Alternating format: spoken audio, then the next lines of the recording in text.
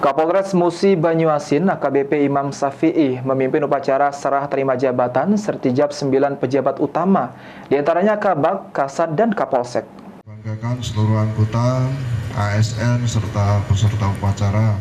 Kapolres Musi Banyuasin AKBP Imam Safi'i memimpin langsung upacara serah terima jabatan sejumlah PJU dan Kapolsek Polres Muba di halaman Mako Polres Musi Banyuasin. Dalam sertijab ini ada 2 Kabag, 3 Kasat, dan 4 Kapolsek di jajaran Polres Musi Banyuasin yang diserah terimakan jabatannya. Serah terima jabatan ini menindaklanjuti surat telegram Kapolda Sumatera Selatan tentang mutasi jabatan di lingkungan Polda Sumsel. Dalam surat telegram tersebut diantaranya Kompol M. Ali Asri SH yang sebelumnya menjabat Kabag OPS Polres Muba menduduki jabatan baru sebagai Wakapolres Pagar Alam, digantikan oleh Kompol Tony Arman yang sebelumnya menjabat Kabag OPS Polres Muara Enim. Kapolres Musi Banyuasin AKBP Imam Safi'i mengharapkan para pejabat yang sudah dilantik supaya semangat dan lebih baik lagi dalam berkarir.